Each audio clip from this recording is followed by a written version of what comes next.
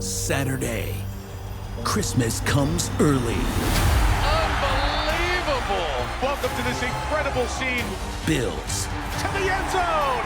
Chargers. It's a touchdown! An exclusive NFL game. That's fantastic! Live in primetime.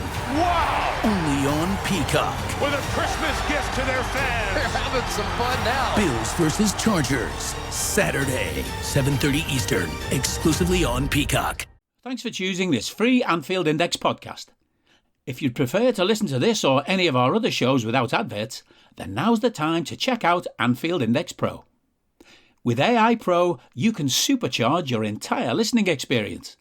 You'll not only get all of our podcasts without the ads, but you'll have them far faster with our quick publish feature available exclusively for subscribers. AEye Pro also puts you in the heart of our sound studio, with an option to listen to many of our shows live and interact with the podcasters in real time as the shows are recording. Upgrading couldn't be easier. AEye Pro is available on all popular podcast platforms, and we have our own apps for Apple and Android. Just head on over to AnfieldIndexPro.com and get started today. Hello and welcome to AEye Scouted on Anfield Index Pro. I'm Dave Hendrick, joined as always by Mr. Karl Matchett. How are you, sir? Full of I told you so. We are recording the day after Liverpool 5, West Ham United 1 in the EFL Cup quarter-final. Let's start there, Mr. Matchett. I would say one of our two best performances of the season. I would happily take a case that it is our best performance of the season. Certainly better than anything we served up last season, and better than most of what we saw towards the end of 21-22 when we started to just look a little bit leg-heavy. That was a vintage Liverpool performance with some outstanding individual performances, but as a collective, I just thought it was a great team showing. It really was, and it was very enjoyable to watch. And I think there are a number of reasons for that. And I think we do have to caveat all of this with, yes, West Ham were one of the reasons for that, because they were proper shit. But we played really, really well. The first touch movement was very, very nice. Lots of interchange of positions. I think the forward line, position-wise, regardless of what they did, worked really, really well, much better than recently. Obviously, we can wish that either we swapped one goal last night for one at the weekend or saved one for this weekend or whatever, but I think just take all the positives that were on show, and there were many of them. There was. So we lined up with Caoimhin Kelleher in goal, a back four of Joe Gomez, Jarrell Quansah, Virgil van Dijk, and Kostas Tsimikas. Very notable, Karl, that back four played as a back four, not as a back three with one moving into midfield. In midfield, we had Dominic Szoboszlai, we had Wataru Endo, and we had Curtis Jones. Individually and collectively, they all had excellent games. And the front three was Harvey on the right, Cody through the middle, and Darwin on the left. And I would say the two wide players both played really well without scoring. I thought Cody was the only starter that had a poor game, but he did score a really good goal. And hopefully that will provide a bit of a confidence boost for him, and he starts to show more of what he's capable of. Obviously, the standout performer is Curtis Jones, but let's have a look at some of the others before we get to him. I thought in the back line, Virgil was just ridiculously good. Like, it was almost unfair of David Moyes to ask Jared Bowen to try and play against Virgil last night. Kostas was very good. But I thought the other side was the big plus from last night. I thought Joe Gomez had a really good game at right back. One or two maybe heavy touches in the final third, but overall very, very good. And Jarrell Quansah just continues to go from strength to strength. Now, I know he got done a little bit on their goal, but their goal is a great goal by Jared Bowen. His passing, his front-footedness, his anticipation. I mean, he makes the first goal with a brilliant little interception, lays the ball off, and then Dominic does what he does. But some of the passing from long range with Jarrell Quansah is absolutely sensational. You're not just stepping out into the cold to smoke. You're stepping out on your family, and you're stepping out on yourself. Smoking is a dangerous game. You're playing with your health, your finances, and your life. Make it make sense. Quitting is already tough as it is. Don't take this journey alone. Present yourself the gift of help this season by dialing pound 250, using keyword quit today, or visiting makeitmakesense.org. That's makeitmakesense.org. Yeah, he was brilliant. And to be honest, even before the interception, which he led eventually to him getting the assist for Dominic's goal, he made a really, really good sort of block, slide, tackle kind of thing, an interception on a really dangerous attack for them. They didn't have too much, but he was immaculate. I thought it kind of, I think it spoke quite a lot of how at the minute he is benefiting when he plays alongside a talker like Van Dijk, who's constantly organising, constantly telling him when to step, when to drop, when to hold his position, and so on and so forth. Because later on, when the subs were made, you did kind of see a couple of times when he was like on the rampage a little bit and going out and dragged out wide to win the ball, and a couple of other bits. But generally speaking, he was brilliant. Really, really good. Gomez was brilliant. Excellent play. Even though, a couple of overhit crosses, I think you don't really want to hold that against him when he's trying a lot at the minute down the right-hand side. Like, he's not just getting the ball or holding the width or playing it back inside or recycling or anything at all. He's doing like everything. He's trying to take people on. He's getting himself in the box. He's crossing from the byline. He's crossing from deep. So I think he was excellent on both sides, to be perfectly honest. It was almost a ridiculous way for him to score his first ever goal when he had that big run in from the left-hand side. Really, really enjoyed the performance from all of them in the back line, to be honest. And then in midfield, Endo was industrious. He was feisty. He was aggressive. And he was progressive as well in how he used the ball.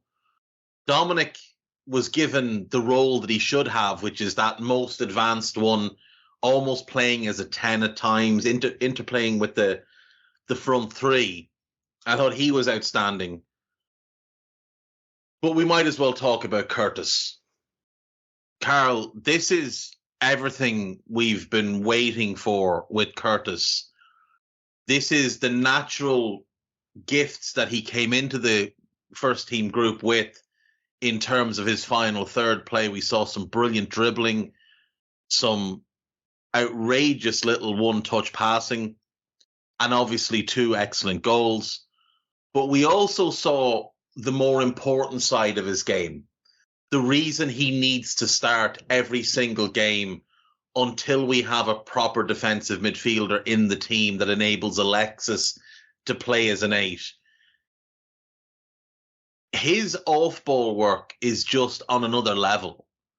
Like, the intelligence he plays with, the nous and acumen he has defensively, his ball retention, his work rate, they're all elite level. And I don't see how anyone can make an argument that he shouldn't be starting in that role.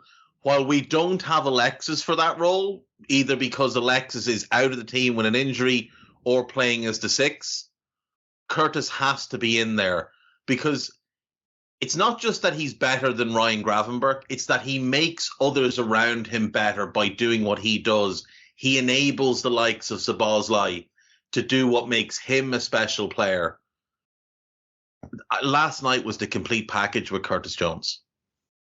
Yeah, he was sensational. Like, just everything that you want from a key performer, he did, whether that's an attacking or a defensive player. He was just so on it last night. And again, I would not even qualify his performance, but I think we have to acknowledge at the very least that he was so good because of his work rate, but up against people who had no work rate whatsoever. Like, Endo was bossing the midfield for large stretches when they tried to either play through or counter-attack or have a couple of people run through the middle. But because he had Jones alongside him as well. And Jones was really, really good at backing up Nunez on that side when he was attempting to do closing down. He was really good at dovetailing with Tsimikas on the overlap. I just thought it was just so good, right? Really clever positions that he takes up off the ball, waiting to, provide another option when we're sort of in that left-hand channel outside the penalty area attacking. His technical work was really good. Klopp made the point that he was speed and play up some of the time, which was definitely a really good thing. I think some of the first time passes that he had, quite a few wall balls, let's say, from the defender into him, straight into the next midfielder. I actually thought across the board, our playing through the first line was so much better last night. Yeah. Like the intent to do it. West Ham had basically maybe 1 and then 4, but quite often it was just a bank of straight 5, sort of 10 metres inside their half of the pitch. And I thought Kwanzaa, Endo, and also Elliott, who we have not got to yet, but those... Oh, we're getting to him. Yeah, those 3 plus Jones were brilliant at making that pass and picking up the spaces to be able to receive the pass as well. Yeah, and people have said, oh, well, West Ham had rotated some players. All right, fair enough. They had their best goalkeeper, without question. They had their 2 best fullbacks playing, but it did mean that one of them was playing on the wrong side. So, you could say Palmieri comes in there. They had rotated their centre-back. So that's 3. But that's their best double pivot in midfield with Souček and Alvarez. And we made them look really poor. And then Kudus, it would be Paqueta, obviously, and Benrahma behind Bowen. I kind of feel like that's their best attack as well. So I would say they're missing 4 of their starters. Whereas I look at our team, we don't have our goalkeeper. We have a different right back, a different right side centre back. Our first choice left back is out injured. There's 4. We're not even out of the defence. Alexis isn't there. There's 5. Salah's not there. There's 6. And I mean, Diaz or Cody, whatever way you want to go, but it's at least 6 non-best 11 players in our team to 4 of theirs. So we're more heavily rotated, and we're dealing with a bunch of injuries, which they're not. They're only missing Antonio from an injury perspective. We're missing Robertson, Matip, Bajcetic, Thiago, Alexis, Jota, and I know I'm missing somebody else. But you know what I mean? Like, they're closer to full strength than we were, and yet we made them look... You said they were crap, and I agree, but I think we made them crap last night. The level of intensity in our team from minute 1 was on a completely different level to what we've been seeing from Liverpool over the last month or so. We were just absolutely on it from the off. Yeah. And one player who epitomised that, and you mentioned him, Harvey Elliott, playing on the right of the front 3, but playing more as a winger with license to roam, popping up in the middle, dropping deep. He popped up on the left once or twice. That role, played that way, that's Harvey Elliott at his very best. And he came out after the game and said he was disappointed in his own performance because he didn't get a goal or an assist. And that shows a great attitude from him, that he's holding himself to a high standard. But Harvey, if you ever hear this, you were brilliant last night. That's the best I've seen him play from the start in a Liverpool shirt. He was everywhere. He was doing the right things. He was that connective tissue that you're looking to link midfield to attack. Off ball, he was excellent. He was harrying their defenders. He was linking well with Gomez, linking well with Szoboszlai. I thought he was just brilliant as well. Curtis was the man of the match, but I thought in the first half, Harvey was probably our best player. Yeah, I completely agree with that. I think Harvey was a lot more involved first half than he was second half, just by virtue of where we were, making our build-up play happen. But unquestionably, he was sensational. Like, some of the positions he took up were so good, like between midfield and defensive line, or between sort of the 2 players on their left-hand channel. He was really, really good, and always really capable of taking the ball on the half turn as well, which was so important for opening up a lot of those early sort of outside the box shooting opportunities that we had. He was very, very incisive with his pass. And also, I would say, because there was not, I know he had a few shots, but there was not a lot of pick the ball up wide, cut in and shoot from him last night. That way that he played it last night is very, very feasible that he plays it from the left-hand side as well.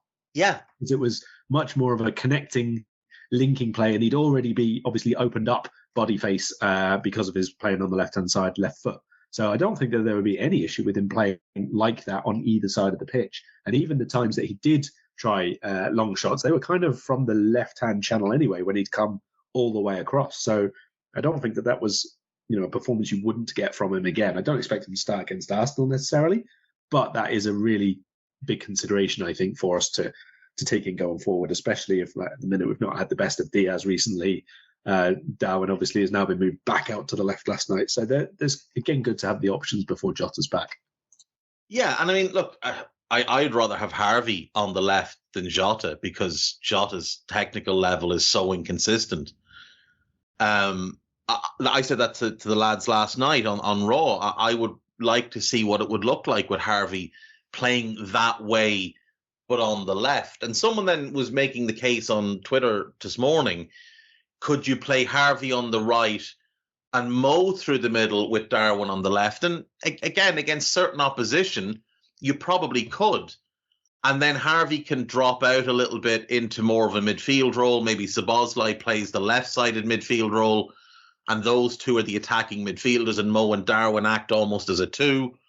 It would give us a lot of flexibility.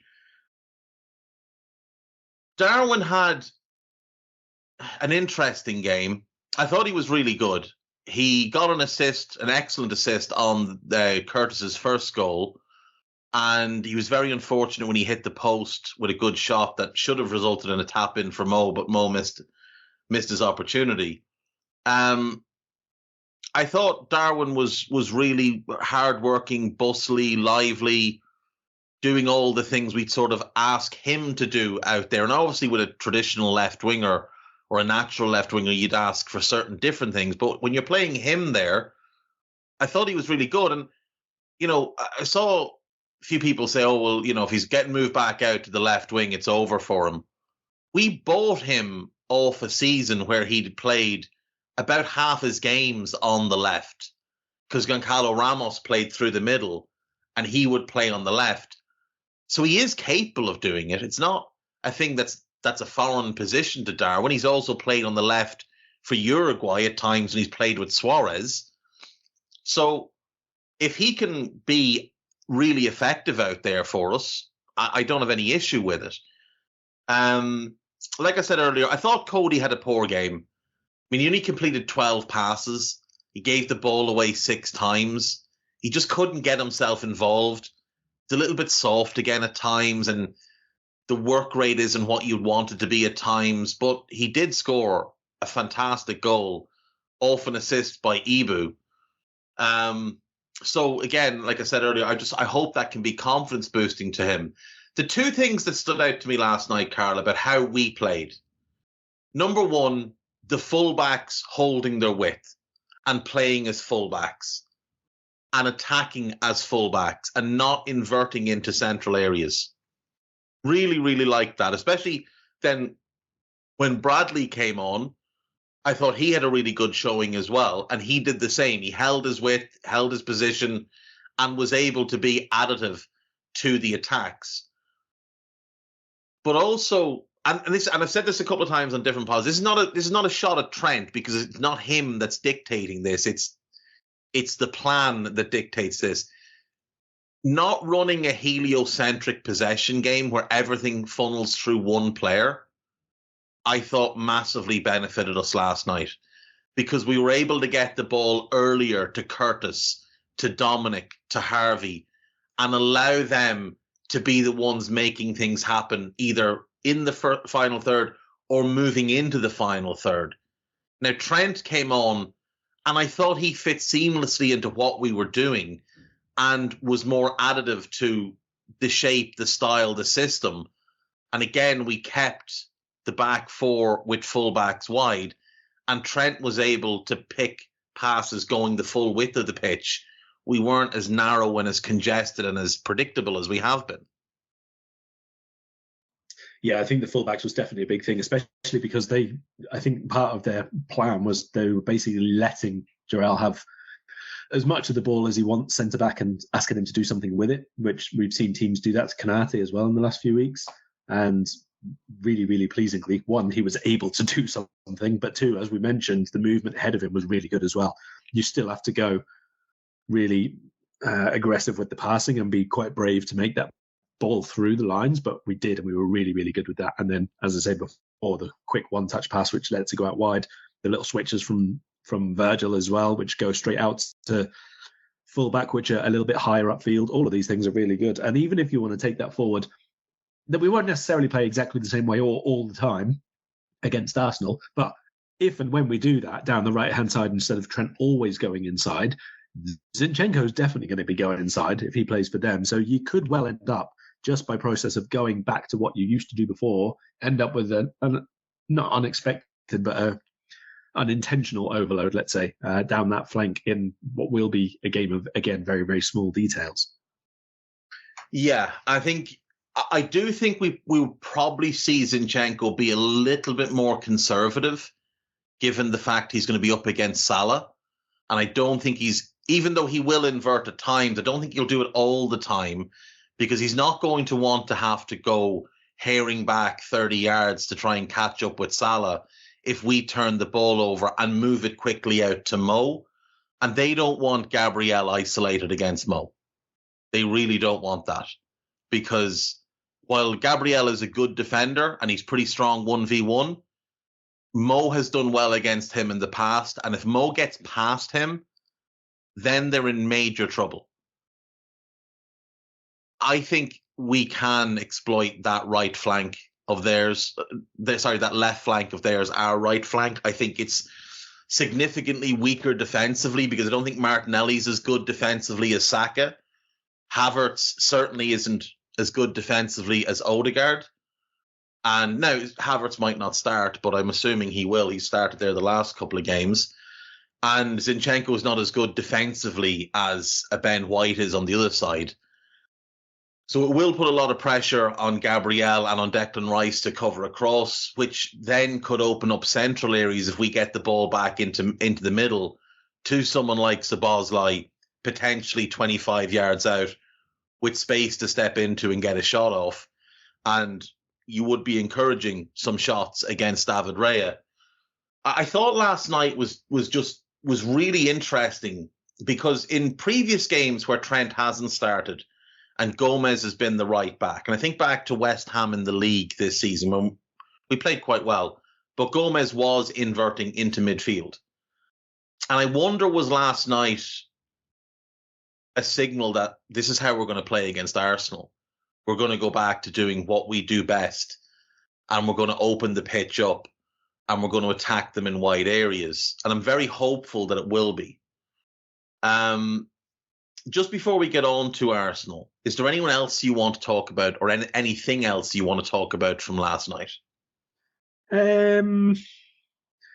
I mean, it's largely an irrelevance, I suppose, in terms of upcoming games. But I thought Kelleher was better with his footwork and quite assertive with some of the aerials that he had to deal with. He didn't have to do too much shot stopping, obviously, because one went top bins that he had no chance with. I genuinely just think everybody had a really good game, with the exception of Cody that you mentioned, to be honest.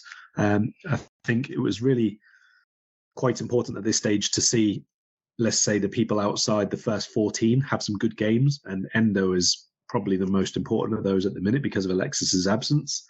The quicker we can get an extra forward back into confidence mode, the better. However that happens, if it's a shit performance but a goal and that works, I'll take it. And if it's causing chaos for Darwin and something just eventually has to go in, that's fine as well.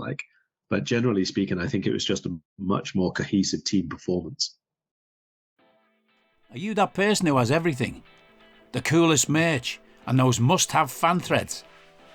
Well, over at our Anfield Index shop, we've gone that extra mile when it comes to pimping up your Liverpool collection. From our popular range of bespoke design t-shirts, sweaters, hoodies and hats, to our signature edition mugs, prints and coasters, all provided with fast worldwide shipping. We have something for every red. We also stock official LFC merchandise and are licensed with the Premier League and UEFA to sell official iron-on shirt badges and sleeve patches. As a listener to this podcast, you can get 10% off everything with coupon code AEyePro10. just head over to AnfieldIndex.shop or find us on Etsy by searching for Anfield Index.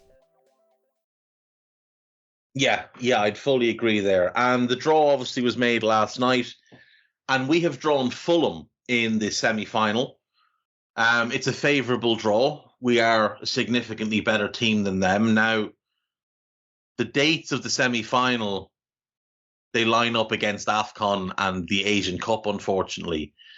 Now, the rules state that players have to be released no later than the Monday of the week prior to their games being started. So the first game that Mo would play and the first game that Endo would play is both January 14th. We play Arsenal in the FA Cup on the 7th, and I would guess that the first game against Fulham, which is at Anfield, will be the 10th, which is the Wednesday.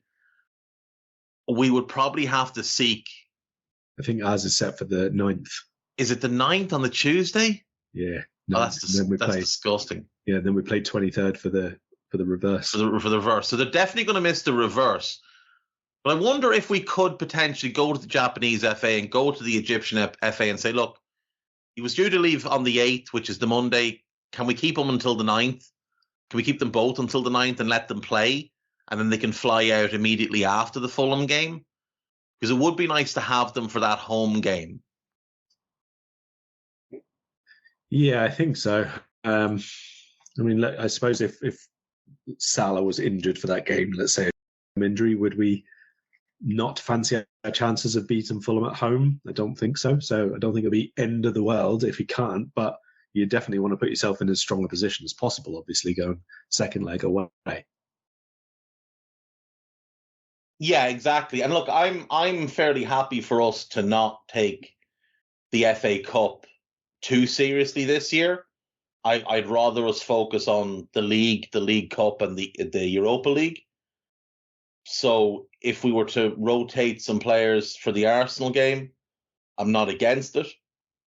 But I would like to see them play in that game against Fulham at home, just to give us that little bit extra, that kind of advantage from the first leg. And then beyond that, we should be able to do enough without them to get through the second leg. That you are potentially right. Actually, it might be the Wednesday because our FA Cup game's the Sunday, isn't it, against Arsenal? It is the Sunday, yeah. So it will be a very quick turnaround. Yeah, so they're not going to make us play the Tuesday night. It will be the Wednesday, and I imagine then second leg Tuesday. Yeah, that's probably what they'll do. The second leg would be the Tuesday. And then the other semi-final, obviously, is Borough versus Chelsea. Now, look, anything can happen, but you would expect that it will be Chelsea who advance. And if we get through Fulham, that'll be who we'll take on in a repeat of the 2 cup finals that we won in the 21-22 season. And hopefully we might actually score a goal in this cup final, should we get there. Right, on to Arsenal, Karl. The Gunners sit top of the league, as they did at this time last year. They have less points than this time last year. They have scored less goals, conceded more goals. They don't look as impressive on the eye test, and their underlying numbers are well off where they were this time last year. They've been beaten twice, away to Newcastle and away to Aston Villa. I would look at their away form and suggest to you that they have not yet had what I would class as a good result away from home. They drew with Chelsea after being outplayed, lost to Newcastle, lost to Villa, and haven't played anyone else in the top half away from home. I don't need a VPN. I've got nothing to hide. This is what I used to tell myself before I hooked up with LibertyShield.com. Not only is my home internet now fully encrypted, but I can now access all the websites I want, whenever I want, and do so from absolutely anywhere. As a Liverpool fan, I love to know I can now watch every match, regardless of whether it's on UK TV or not. My Liberty Shield VPN makes sure nothing is blocked and guarantees me super fast streaming speed throughout that match. You can get connected right now with their software package, which includes a 48-hour no-obligation free trial and instant access to their apps for Apple, Android, Fire TV, PC, Mac, and Android TV. Or go a step further like I have and get one of their pre-configured VPN routers. These small but powerful devices allow you to easily connect every device in your home to VPN, making it the perfect solution for smart TVs, Mag boxes, and games consoles. Visit libertyshield.com today and use coupon code AEYEVPN25 to get 25% off at checkout. I think they've had a fairly easy run in terms of how the fixtures have worked out for them. They played Spurs home, they played City home, they played United home. When you put our results up against theirs, I think we've had a harder schedule. And when you put common fixtures up against each other, we've played, I think, 7 games the same, so same opponent, same location. So Anfield for us, Emirates for them, or it's an away fixture. And we've taken 1 point more than they have from those fixtures. So despite the fact that they are above us by 1 point, I don't feel like they're a better team than us, Karl. I don't feel like they've shown that they're a better team than us this year. And yet I don't feel like we've been anywhere close to what we can be.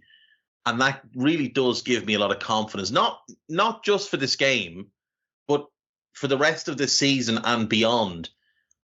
I would much rather be where we are than where they are, where they're kind of the finished product, sort of.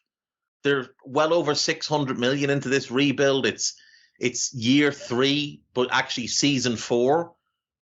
It's season 4 for Arteta, isn't it? It is season 4 for Arteta. So I'm not buying into a lot of the hype around them. I think they're what they will be tactically, at least, unless he's there for another 3-4 years and they change up again. Obviously, they can improve individually, they've unquestionably done so this season by signing Declan Rice. I think we can both agree he's had a really big impact there and really good performance levels when he's used as a more driving forward figure who's able to cover ground between both penalty boxes. So they can do that in other areas of the pitch. But I agree that from a team building and tactical perspective, this is what they are trying to be. So for all intents and purposes, that's what we're going to be facing now in the Cup next season or towards the end of the campaign as well. I tell you what I would ask you in terms of who would you rather be, not just now or not just this point in the league or not just this game, but looking forward for the rest of the season as well. If we were to lose this game, would you say therefore we don't win the league straight away? No. I still think we can go there and beat them. Last season, we were atrocious.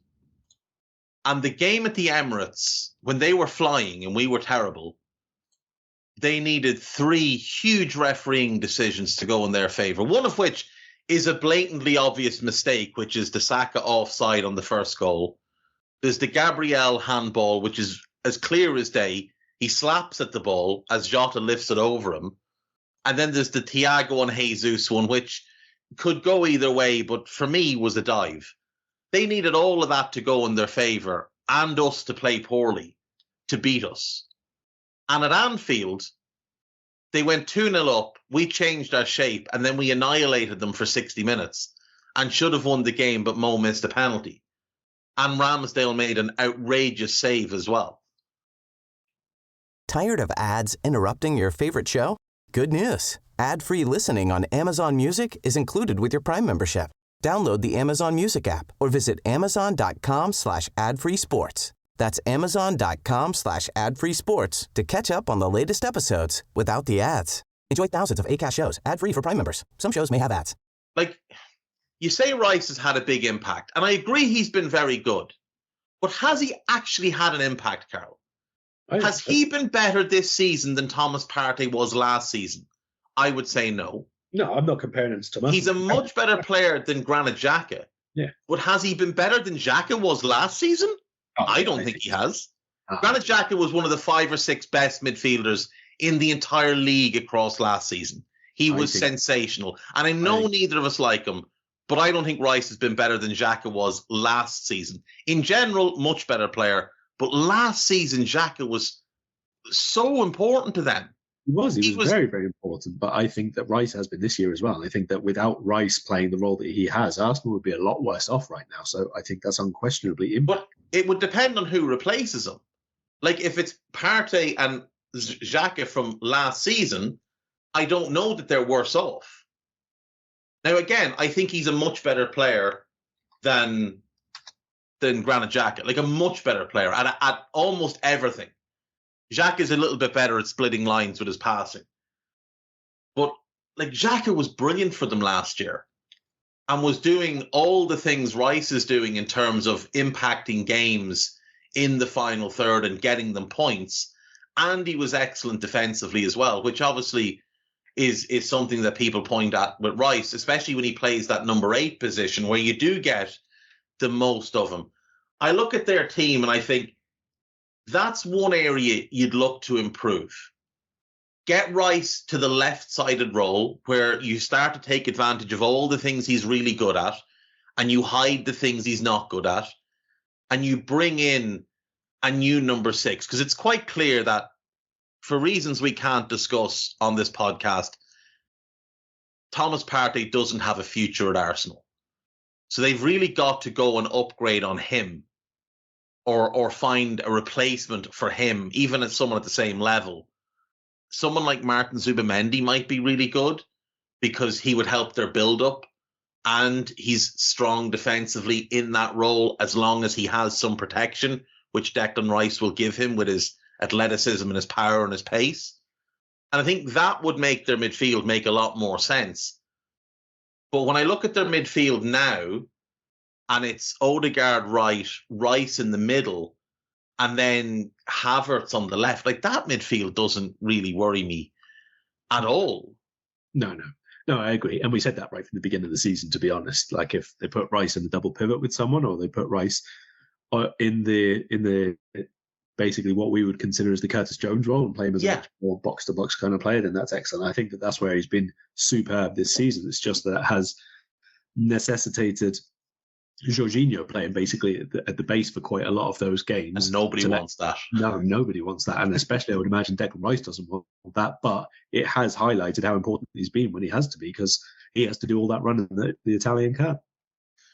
So if we look at the rest of their team, right, that's the one improvement they can make in midfield. Bring in that real number 6, shift Rice, get him more box-to-box, his natural role. The problem is, Karl, that's a really expensive upgrade for them. You're talking 50, 60, 70 million to find that player. And there'll be a lot of competition for it.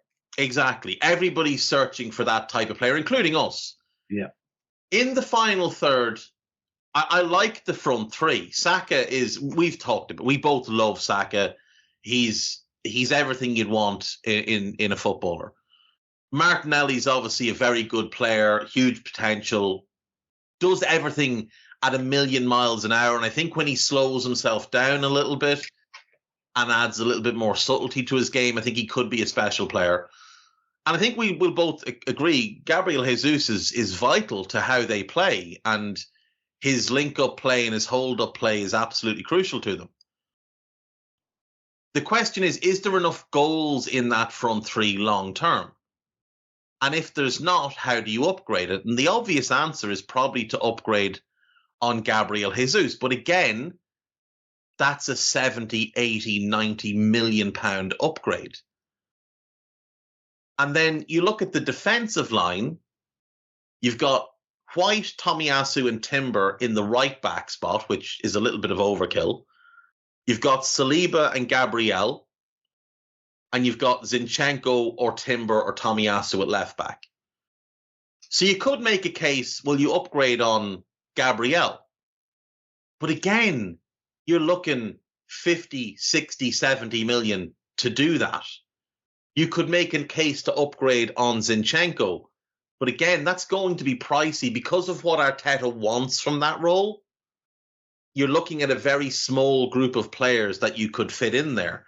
Like every upgrade that they have to make and we'll get to the biggest one that's blatantly obviously needed, every upgrade that they have to make is now going to be a top-tier player at a top-tier price. And when you're already 625 million or something into that, and you're really tight up against the FFP wall, it's going to be very, very difficult for them to do those upgrades without having to sacrifice something else. So, like, let's say they want to buy Victor Osimhen, and Napoli say, well, we want 110 million, and that's just what it's going to be. Well, for Arsenal to do that, they probably have to sell somebody to help fund it. They don't have great depth in certain areas as it is. So it's just going to become really hard for them to upgrade their team, which is why I say I think they're almost at the finished product, because I don't know how much financial flexibility they're going to have over the next couple of years to find the players that will actually accentuate what they have. Yeah, I think that's fair. And obviously it's a situation that all big teams face when you get to this kind of level and you want to take the next step to be, winning the trophy instead of challenging, or to remain dominant once you've got the first ones done. That is a fact of life of being at the top. The one or two things you would say in their favour is that they have been able to add parts of this squad really cleverly, either through good scouting, fortune, networking, getting the deal done early, whatever it is. I mean, Martinelli might well be a one-off for how low down the chain he came from. But if you can find, another player somewhere along the line for a similar fee, I think that's a big win that they, anyone's going to take, basically. There are still a few players I think would probably command money if they were to sell. There are a few that I don't really understand why they've hung around. Like, we went over Reece Nelson's situation. He's got that lovely new contract, and he's played 63 minutes in the league so far this season. Yeah. So keep getting them checks, though. 100 grand a week. Keep getting them checks. Very comfy coat to wear. I don't know. Look, there's always going to be, I think, an expectation now on Arsenal being around the challengers, which I think is definitely something which is going to be against them at some point. If they don't win the league this year, and let's say Aston Villa finish in the top four again, right? So how much further along has Arteta got Arsenal than Villa would be at that point, for example? Like, they've won one FA Cup and they've been in a few close races. That's not really going to count for anything at the end of it. One of which was a race for fourth, which, is the reason they got rid of Wenger. And the FA Cup came before all the spending. Yeah. So at some point in the next 18 months, there's going to have to be pressure on Mikel Arteta to actually win something of note. And when you're 620 odd million into a rebuild, it's got to be either a Premier League title or a Champions League title. And we know from experience, you can't rely on City to be poor in multiple seasons. So if this is going to be a poor season for City, and we don't know yet that it will be, they might roar back after Christmas and ring off 14 or 15 wins out of 16 games. Yeah. Because they're capable. And they might end up winning the league quite comfortably. But if this is a poor City season, well, we know what they're going to do. They're going to go in the summer, spend a big ball of money, and come back ferocious next year and be an absolute nightmare to deal with again, because that's just what they do. Like, you mentioned the Martinelli thing, and that's exactly what they need to start looking for. Not only because the transfer budget is going to be, you'd imagine, limited moving forward, but also, like, their wage bill has got to be insane right now. They've signed loads of these players to big new extensions. Aaron Ramsdale got an extension just before the summer on 140 or grand a week or something in that ballpark. And now he's the number 2. Saliba got a big extension. White got a big extension. Gabriel and Saka got enormous extensions. And then you run into the thing of, well, they're 6 months into those extensions. In 2 years or in 18 months, they're going to be coming back looking for another extension. And the money's going to have to go up again. Like, at some point, it's going to become tough for them to afford to keep all these players around, especially if they're not winning. And you look at like Eddie Nketiah, 100 grand a week. He's your backup striker. If in actuality, he's probably the third best striker at the club after Jesus and Kai Havertz, who's, I think, a really good 9 when used there in the right way. Reece Nelson, 100 grand a week, 60 odd minutes in the league this season. And the problem is you can't get rid of those players then, because the clubs that would want a Reece Nelson don't pay players 100 grand a week. So you either have to pay him to go away, which means you're not getting the full transfer fee in because you're having to give a big chunk of it out to him, or you're just stuck with him. And he's just eating up into a wage bill, which, as with us, is going to be a finite amount of money. They're not a City, an Abramovich era Chelsea, or a Newcastle, or a cash cow like United, where they can just afford to have subs sitting around, not even making the bench a lot of weeks, earning 100 plus grand a week. They just can't afford it. But the biggest issue they have, I think, is the goalkeeping situation.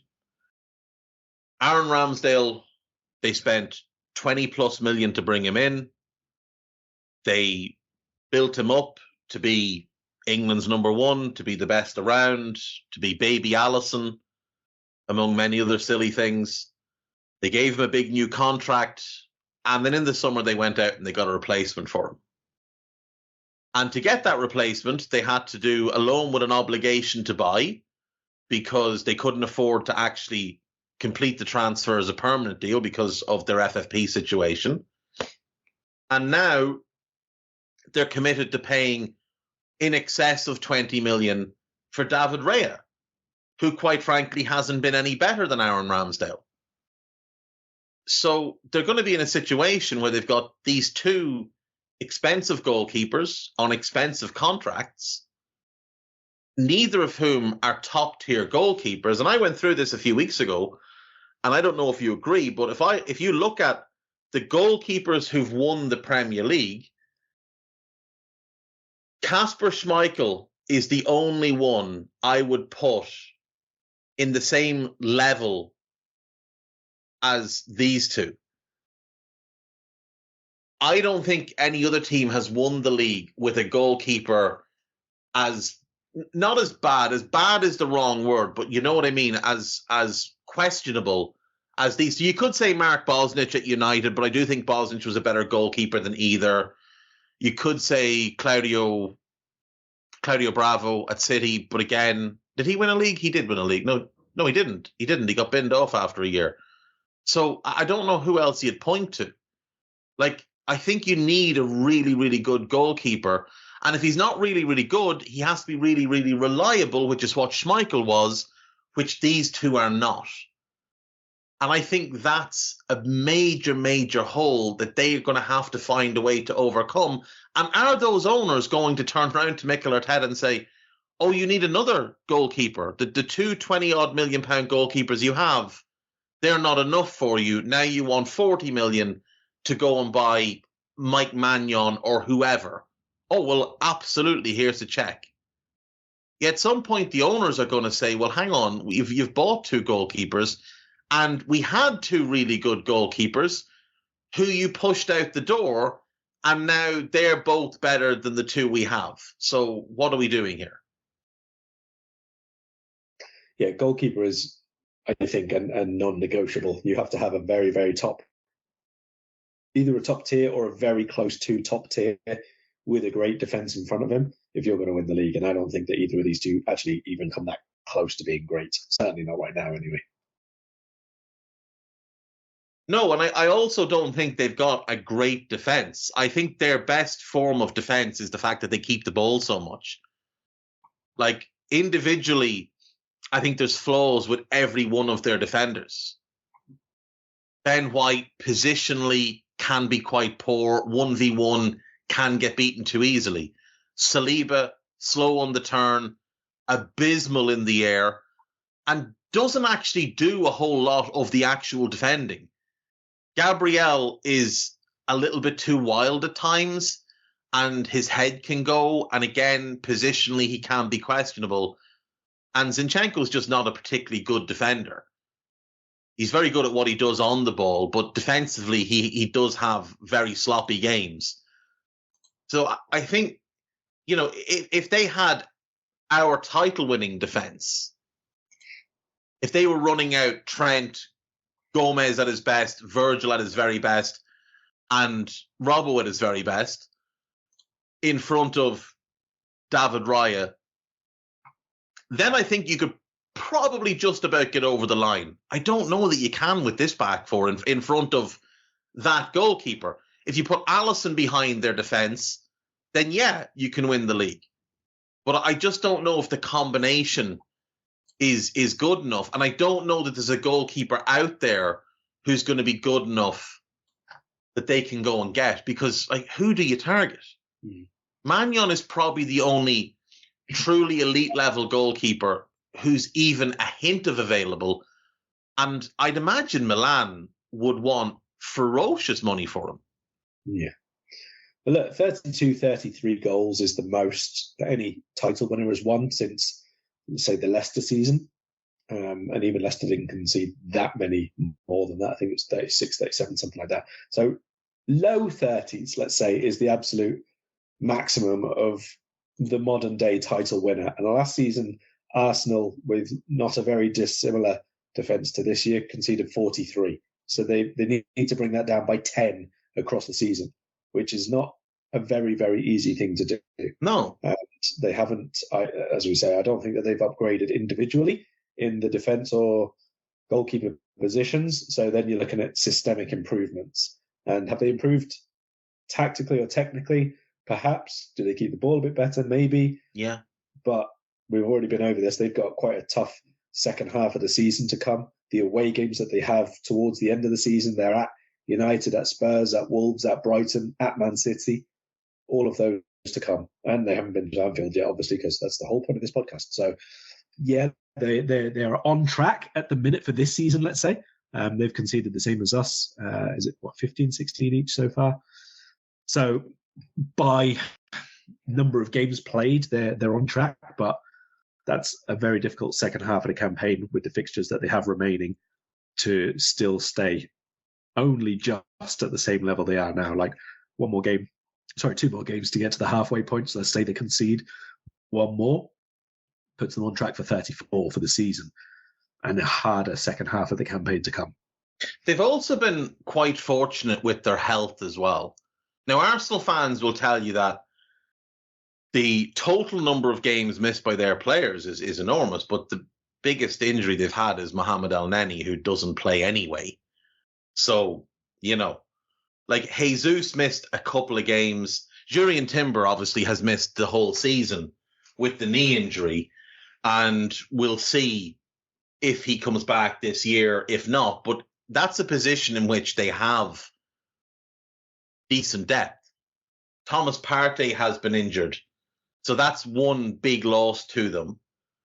Emile Smith-Rowe and Fabio Vieira, they're squad players. They're not starters. And Emile Smith-Rowe barely got a look in before his injury anyway. He was getting 10 minutes here, 9 minutes there, then not playing. Same with Fabio Vieira. Now, Tomiyasu's out at the moment, which is a blow because Timber is out. But they've been quite fortunate with their health. If Declan Rice was to get a bad injury, if Saka was to get a bad injury in areas where they don't have cover, then you'd be asking big questions. Let's not forget that the only reason they lost the title last year, according to, Arsenal fans, is that William Saliba got hurt. But they still don't have good depth for him. So what if his back gives out on him again? I mean, the whole point of winning a title is that you do have good depth for people and you do have quality behind the starters. That's the thing, but they don't in certain key areas. Yeah. And that's another potential weak point for them. So coming into this game, obviously they've gone back to top after their win at the weekend, 2-0 over Brighton. I think it was their best performance of the season. I thought they played very well. Now, Brighton should have equalised at 1-0 down. Pascal Gross missed a big chance. And if he does, maybe that really good performance ends in just a draw. But they've beaten Forest, they've beaten Crystal Palace, they drew with Fulham at home, they've beaten United, beaten Everton, drawn with Tottenham at home, hammered Bournemouth, beaten City, which obviously big win for them. A little bit fortunate with the goal, but they were the better team on the day. Draw away to Chelsea, hammered Sheffield United, lost to Newcastle, beat Burnley, beat Brentford, beat Wolves. Quite a fortunate win over Luton. Lost to Villa, and then obviously beat Brighton. So they've been good. Again, I don't think they're quite as good as they were last season. I don't think the team is functioning as well. That's in part because they've had a bit of a rotating cast in midfield, because Rice has played 6, he's played 8, Jorginho has played games, Trossard has played in there, Havertz has played in there. He was awful there to begin the season. He's been a bit better of late. Arsenal fans are very excited now because he scored a few goals as well, and apparently that means he's a bargain. But what are we expecting from them? Are we just expecting a similar team to what they've been using? So Raya in goal, White, Saliba, Gabriel, Zinchenko, Odegaard, Rice, question mark, but probably Havertz, and then Saka, Jesus, Martinelli. Is that the 11 that you think they'll come with? I think that's the exact 11. Okay, you're deep in the jungle, hanging with a friendly jaguar. Or how about in outer space playing the bass? Let your imagination run wild with the new generative AI tools in Adobe Photoshop. Create anything you can dream up just by typing a text prompt. Treehouse in your jungle? Unicorn in your spaceship? Just type it. This changes everything. Hit the banner or go to Photoshop.com and try it for free. So, obviously, a lot of good players in the team. Like, a lot of good players in that team. But it's not really an 11 that scares me hugely, as long as we're on our game. So what are we looking to do in this game? Alisson will be in goal. You'd expect Ibu, Virgil, and Costas to all start in the defence. Right back, I assume it'll be Trent back in, because Joe played the full 90 last night. But then Curtis played the whole 90, and I would be shocked if he doesn't start. I think it has to be Curtis, Endo, and Dominic, and then Salah and 2 question marks. Now, did you find it interesting that when Luis Diaz came onto the pitch last night, he played through the middle and Darwin stayed left side? I did find it interesting, and there are obviously 2 ways to take that, right? One is Darwin's not starting, and therefore he plays the 90. The other one is Darwin played pretty well, and we wanted to see if he managed to find the back of the net and left him on, therefore. I kind of lean towards the latter. Yeah, I would as well. I think Darwin is going to start. I'll be honest, for this game, I would leave those 2 as they started, even though Cody, as we said, didn't play great. Cody has not been in good form whatsoever. I would leave those 2 starting. I don't suppose they are, because Diaz would only come on if he was keeping sharpness to start again. But I would probably start off this match with those 2 again. Yeah, I think I'd go Salah, Gakpo, and Darwin as the front 3. I'd like to see Harvey start, but I don't expect that he will. And again, he played the 90 last night and was running himself into the ground right up until the final whistle. So I'm hopeful it's Salah, Gakpo, and Darwin. Though Luis Diaz has played well against Arsenal in the past. Yeah. And like you said, bringing him on like that. Now, it could just be that he was the attacking sub that Jurgen had to make, and he wanted to get Cody off to keep him ready for the weekend. Well, he could have brought Cade on. He could have, but Cade, I think at the moment they're just trying to get Cade used to being in and around the first team again. Yeah. I think it's fine. Even if he already decided Diaz isn't starting, you still want to keep him involved and sharp and give him for confidence and for rhythm and that. So it would have been him anyway. But if it is, let's say Diaz is starting definitely, where would you put him then? See, that's the thing. I don't want Diaz to start. I don't think he warrants to start right now. What I would actually do, I would actually start Dominic on the left and one of Cody or Darwin through the middle, preferably Darwin. And I'd play Trent in the midfield three, and I'd play Joe Gomez at right back.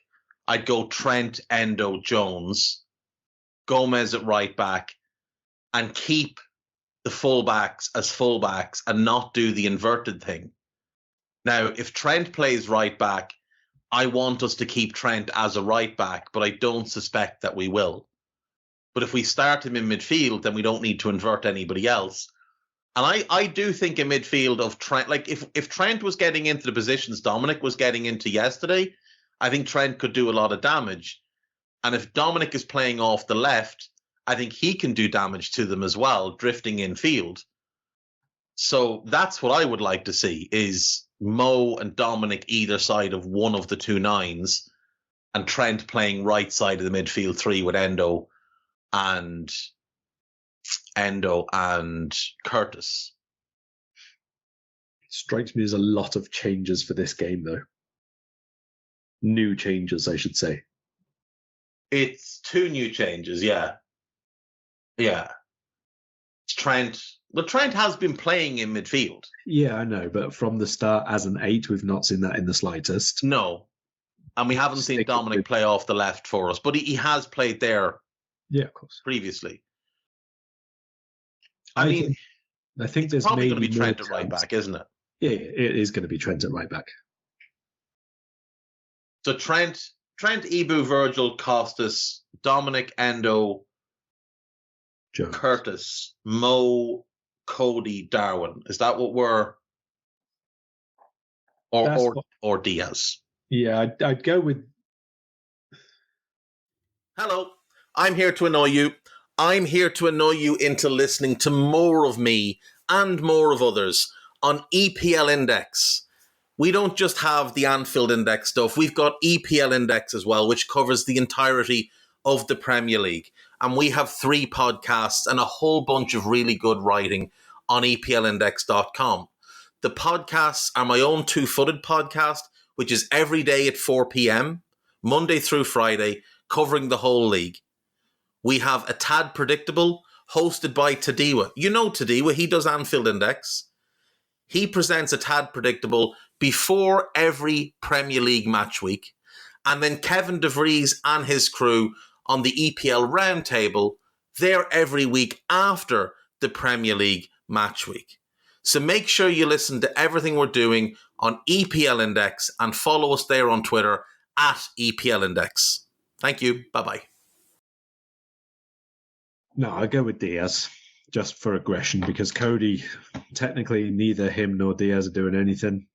But Cody, again last night, probably about 4 or 5 times, just stops running, stops his movement, stops doing anything, loses the ball in the slightest shoulder charge. So, no, I'll stick with Diaz at centre forward and Darwin from the left, and they can obviously switch as and when.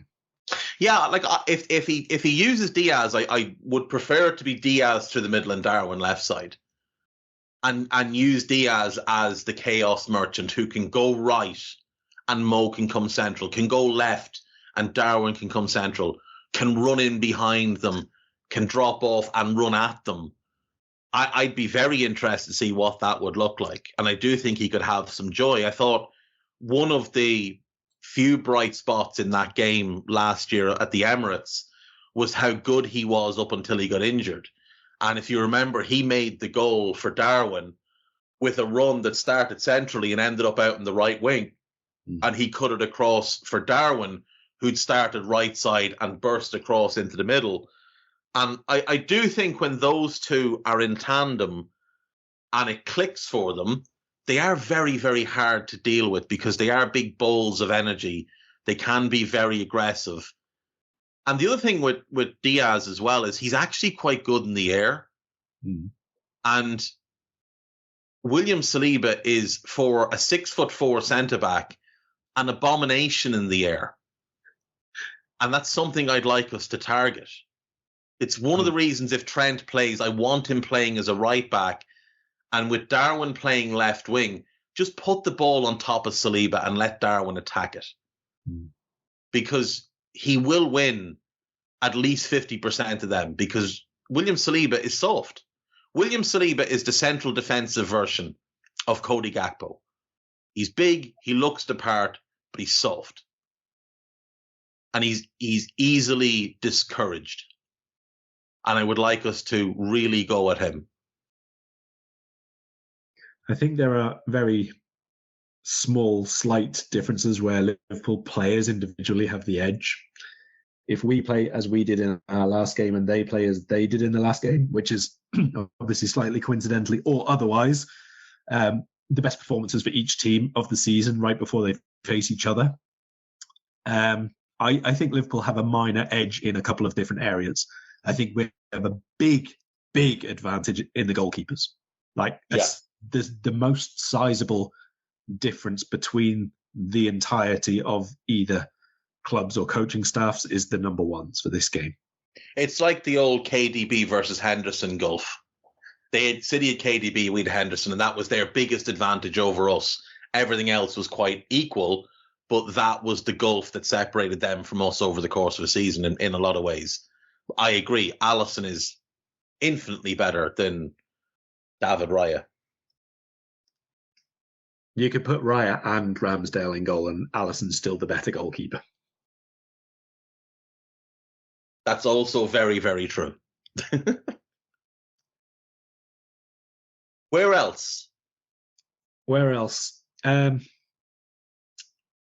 think if that is the three that we have in midfield, that is a more reliable in possession and a stronger out of possession three than they have, just because you basically, let's say, knock off Jones, Szoboszlai, Odegaard and Rice, and then it's Endo and Havertz. Havertz is obviously a much more technical player than Endo, but I don't think he's as reliable as Endo, sort of doing the job that he's capable of doing, and he's a bit more physical than Havertz as well. So I don't think that there's enormous gulfs there, but I'd minorly make us the edge if everyone's on top of their game. They don't have a defender as good as Virgil van Dijk. They don't have a creative outlet as good as Trent Alexander-Arnold, other than Odegaard. But I'd say Odegaard and Szoboszlai is, fairly similar in output. Yeah, and I'd rather have Dominic off the ball than Odegaard. And then in the front three, they don't have as reliable a source of goals as Mohamed Salah. Very few people do. That's the thing. But again, nobody has as good a goalkeeper as we do. Nobody has as good a defender as we do, and nobody in the league, other than City with the big fucking Viking freak, have a reliable a source of goals as Mo. So I do think we have advantages through the team. Like you said, the midfield is the closest area, and I would say they're probably slightly better on the ball because of what Odegaard offers them. And like Havertz, to be fair to him, is a very good footballer. He's just not a midfielder. But off the ball, I do think we have a significant advantage. Like, if you just line them up man to man, we're putting Szoboszlai up against Havertz. That's a huge advantage to us. They're putting Rice up against Endo. Clearly advantage them, but Endo will give him a battle. Endo's not going to roll over the way Havertz might. And they're also not directly against each other in safety. Because they're going to be 20 yards apart as the base of the midfield. And then it's Jones against Odegaard. And obviously Odegaard is better on the ball, but Jones is significantly better off the ball than Odegaard from a defensive point of view, from a pressing point of view. And Jones is still good on the ball. And when he plays like he did last night, I mean, he looks every bit as good as Martin Odegaard would on a good day. So if we get a really good Curtis Jones game and a really good Dominic Szoboszlai game, that will override any potential advantage Declan Rice is going to have over Endo. And it's also going to mean that he's going to have to spend a lot of his game shuttling side to side, trying to put out fires. And if he picks up an early yellow card, which is very possible, you know how these games go. There's going to be a tackle early on, which is going to bring a little bit of a, kind of moment. If it's Rice pulling back Szoboszlai or Jones or something, because both of them are going to be able to beat him 1v1, then we can really minimize his impact on the game. And then it balances things out between him and Endo. Like, if he's having to cover for everything, which he has been in recent weeks, we can really take advantage of that. If we can drag him one side and shift the ball quickly to the other, and he's now taken out of the game, we can really, really get at that back line, especially if we're moving at pace with Trent flying from fullback, with Dominic flying from midfield, with Mo, with Darwin, with Diaz. I think we can really get at this team. Now, it's going to be tough either way. Do you think that Arteta, whether you want to say bottles it or be pragmatic about it, swaps out Havertz for Jorginho? I think it's a very, very strong possibility. It's a doubt, but, it's a big game. He is. He's got a knock, doesn't he? It wouldn't surprise me at all if he does. I actually was thinking the other day, if Tomiyasu was fit, I think he'd actually play either Zinchenko or Ben White in midfield. Either White as the 6, where he's played in the past for both Leeds and Brighton, or Zinchenko as that left-sided 8, just in an attempt to be a bit more solid defensively. Because that's what Arteta has done most games against us, is he's been very pragmatic. Remember the early Arteta versus Klopp games? Arteta was lining up with like a back 5 and 2 holding midfielders and just trying to spoil his way to a draw. And even himself and thought that Dani Ceballos was going to unlock everybody. We tried to warn them about Dani Ceballos. Legend has it he's still trying to pull up his shorts from that day after being spanked so hard. Oh dear. Yeah, I mean, look, Arsenal fans are desperately hunting in the archives for games in which they've beaten us. So today, I've seen a game in which we went 1-0 up and they came back and beat us 2-1. And Andre Arshavin scored, which will tell you how long ago that one was.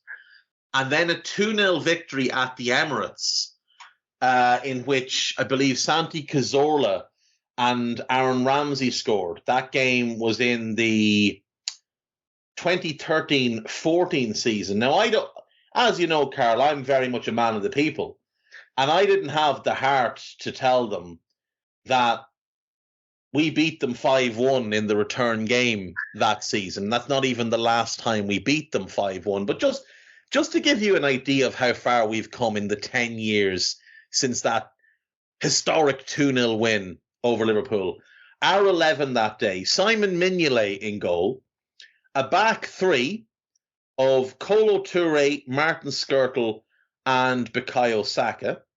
A midfield 5. We had Bukayo Saka in defence. No, sorry, Mamadou Sakho. Sorry, Mamadou Sakho. I've lost my mind for a second because this midfield, Karl. Now, if you look to your left, your air hostess is coming with vomit bags. John Flanagan as the right wing back. Sissoko as the left, Ali Sissoko as the left wing back, and the midfield 3 of Lucas Leiva, the ghost of Steven Gerrard, and Jordan Henderson, and then Suarez and Sturridge looking very lonely up front as the only real quality in the team. That was our team that day. And they did beat us 2-0 to their credit. What a great historic win for them to beat that old-timer Liverpool team. They are struggling desperately to find good wins because they know that they got very lucky last year at the Emirates, and they know they should have been beaten at Anfield as well. So they're not really pointing to them as positive results. They're going back 10 plus years. We have had really good results against them in recent years, both at Anfield and at the Emirates. And the only positive result they've had at Anfield in recent years, I believe, is that time they came, parked the bus, and actually won the game 0-0 when they played a back seven and Minamino missed a sitter. Yeah, we did very well against Arsenal for a long time, even when we weren't very good.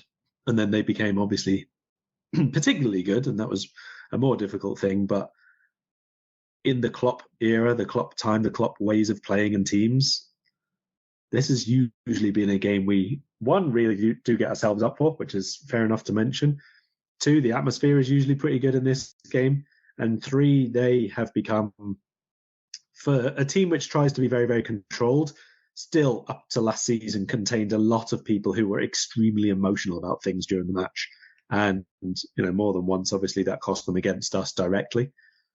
Do we see that this year, the same thing? Potentially not. Maybe not in certain players who have now disappeared anyway.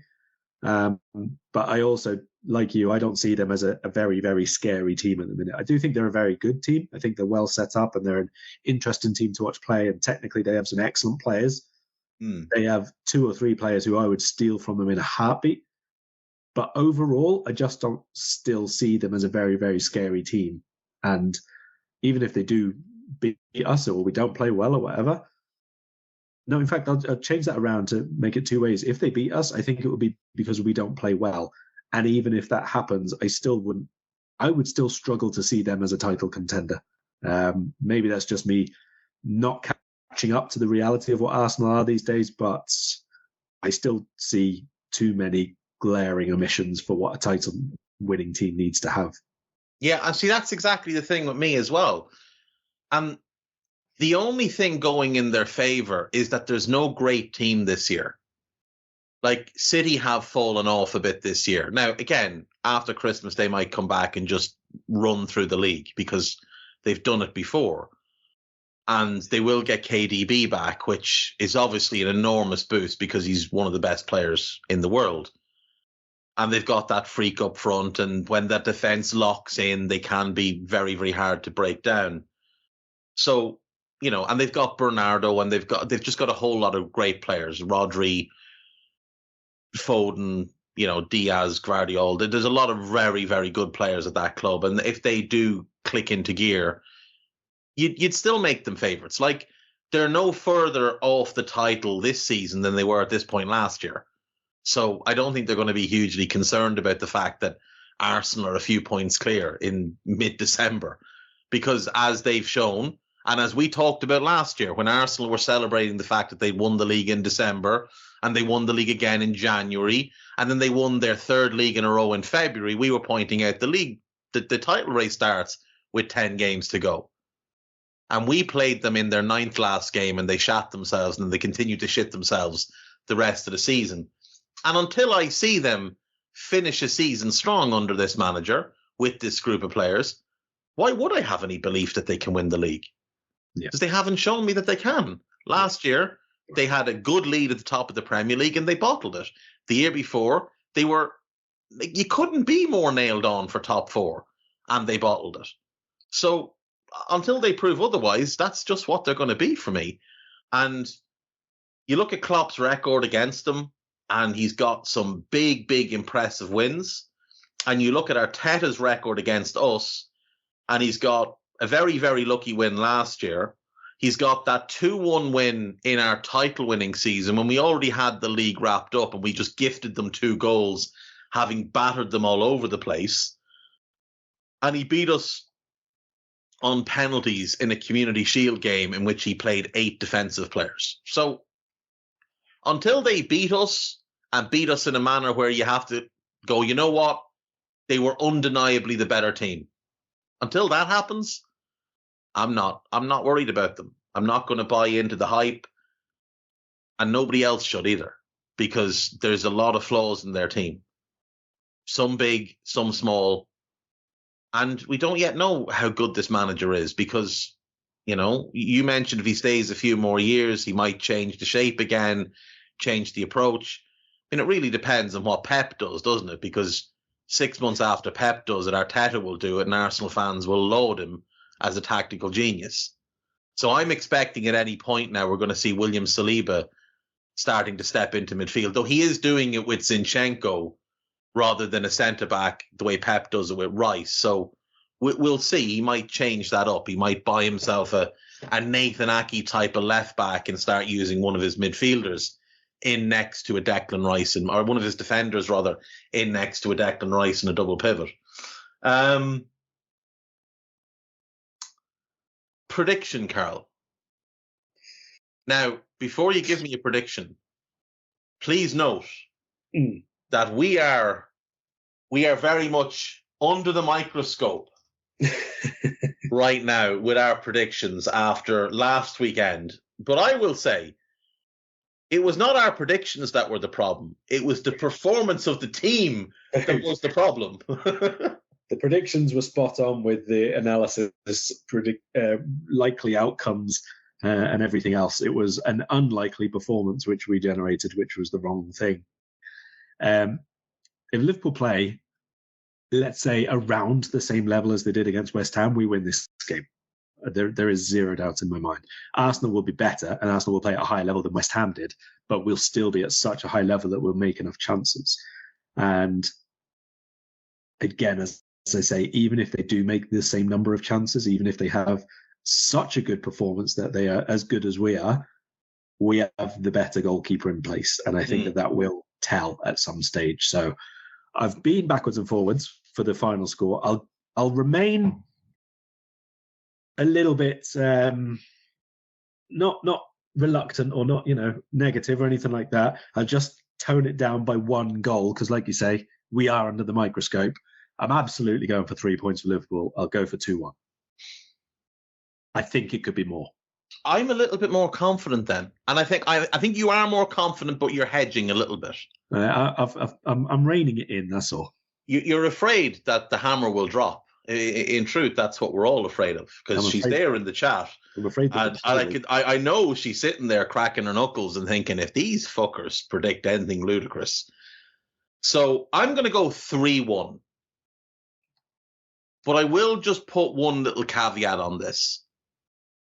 Anfield needs to be fucking bouncing at the weekend.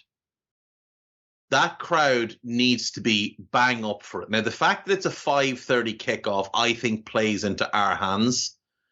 Late game, under the lights, it'll have much more of a big game feel. And I think the crowd will be bouncing, and I think we need it to. Last season, they were 2-0 up, and then our good friend, our comrade, Granit Xhaka, who'd been outstanding all season, remembered, I'm Granit Xhaka. I'm going to do something really stupid here. Did something stupid, got the crowd pumped up, and from there, we tore strips off them in a manner we hadn't really done to anybody other than the United 7-0. So I'm going to go 3-1. And I think Darwin's going to end his drought. That's my second prediction. I think Darwin's getting one of those goals. It wouldn't surprise me if it's a tight game and then we go 2-1 up and they have to come at us and we start cutting them apart on the counter and get a third. So 3-1 for me. I'll stick with the 2-1 just to be good. But I don't think we'll at any stage be in danger of not winning the game. Yeah, I fully agree. Right. We will leave it there. Do you have anything you want to plug before we go? Have a good Christmas, everybody. That's all. There you go. We will be back after Christmas. There will be no scouted for Burnley because the game is Boxing Day and the only days in between Arsenal and that game are Christmas Eve and Christmas Day. And if you think for one fucking second that I'm going anywhere near a computer on those days or Boxing Day itself, the best of luck to you. So we'll be back then after Burnley to preview Newcastle, to talk a bit about the January transfer window. We'll probably do a look at all the different teams and what we think they need in January. Especially considering there is that break in January, around the FA Cup and then the following week. So we'll have plenty for you There will obviously be post-match Raw on Saturday. You will have the joy of Guy Drinkle in the hosting seat, as Trev Downey will be having his Christmas dinner. And taking down the tree then on the 24th. He's going to have his tree down, and he's in the chat, so he's hearing this. He's going to have the tree down before any of us, the rest of us have even opened a present. And it's a magnificent thing, and I think we should all strive to be more like Trev Downey. A tremendous set of lads. We'll see you next time. Bye-bye. We hope you enjoyed listening to this Anfield Index show. Please be sure to subscribe to our channel so future podcasts find their way to your device automatically. There's nothing quite like fan engagement, and we'd love to know what you think of anything discussed on this show. The best way to get in touch is over on our free Discord community, where both podcasters and listeners debate the hottest LFC topics 24/7. Sign up free now at AnfieldIndex.com/Discord. You won't regret it. You can also follow us on Twitter at Anfield Index and find us on Facebook by searching for Anfield Index. Oh, and before you go, we'd love it if you could leave us a 5-star review on your favourite podcast app. It only takes a couple of seconds, and it means the world to the people who create these free shows. Sports Social Podcast Network.